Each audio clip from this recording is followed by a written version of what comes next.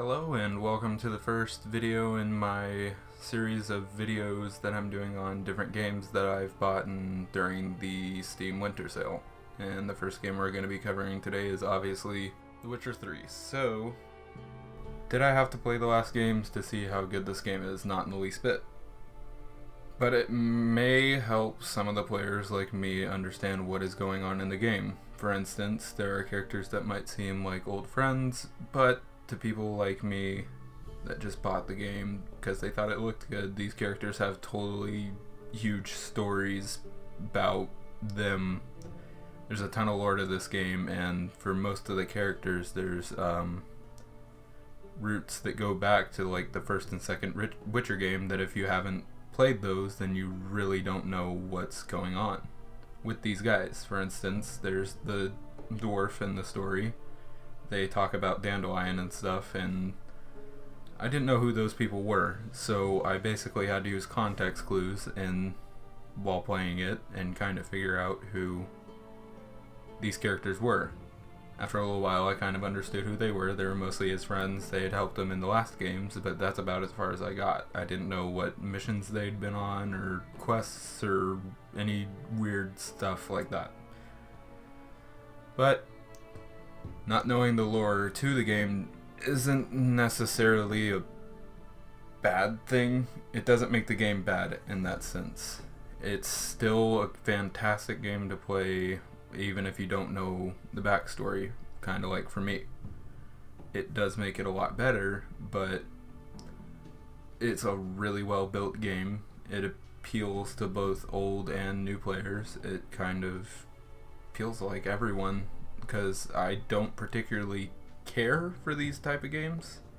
I mean, I like Skyrim and Fallout and that stuff obviously, but this one just didn't really catch my eye at first, but I bought it when it was on sale, and I am 100% like behind that purchase. I am completely with it. I'm happy I made the purchase, and I'm happy I bought it when it was on sale.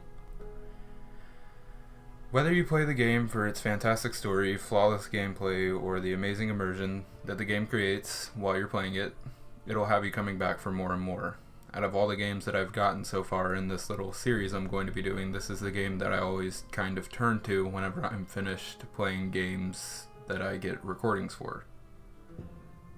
So, this game also absolutely delivers everything that they have stated in any of the reviews ever.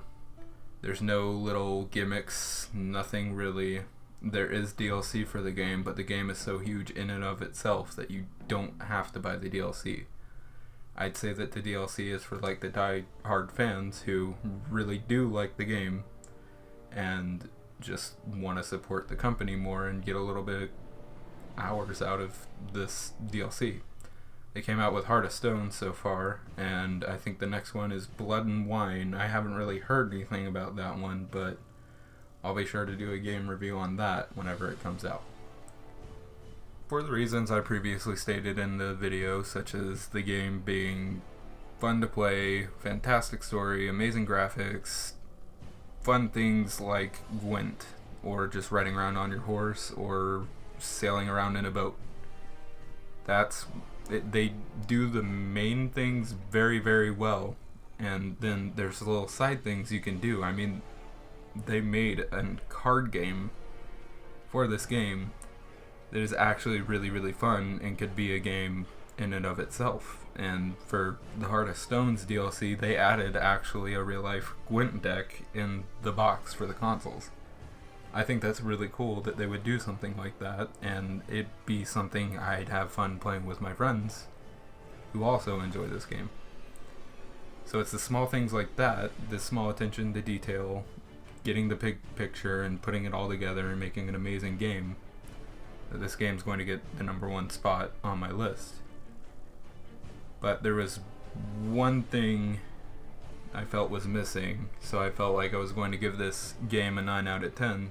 But while the game was updating one day, I decided to check the patch notes and see what they had changed, and I had saw what they change, and they worded it to where pretty much anybody could understand it, and they did it within probably hours of figuring out that there were problems with things. They changed it very quickly. They essentially pounced on it and got it out of the way and made it once again playable for people, and they could enjoy their experience a little bit better.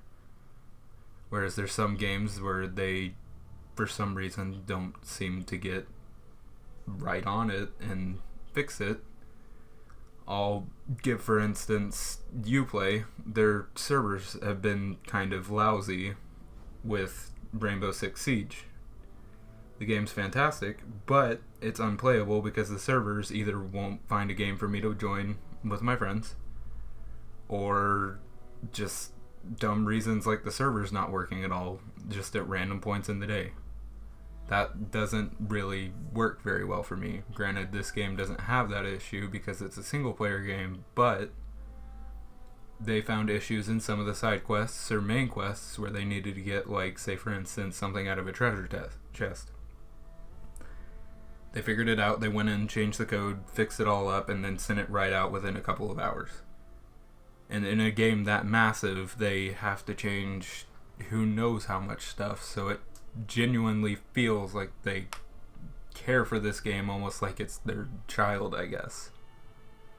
It essentially is, but it's just really amazing to see that these devs actually care for the game as much as they do. For instance, I've seen some of the cases that people get of the game, and inside they have a little note saying, "Thank you for buying our game, thank you for helping us out build a game that we truly believed in." And had that been like Activision or Ubisoft, I totally would not have believed them whatsoever.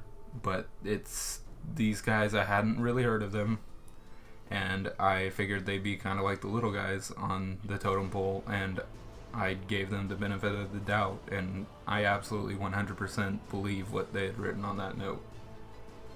And the reason they have so much care for this game and they want the consumer to genuinely have a very good time, that's why I'm going to give this game a 10 out of 10, and it's still going to be first place in the rankings for the games that I had bought. So, if you guys want to leave a comment down below telling me which of the games you really would like to see me cover out of the choices I had stated in the previous video, that would be awesome, and I can jump on that really, really quick. Thanks for watching, and have an awesome day.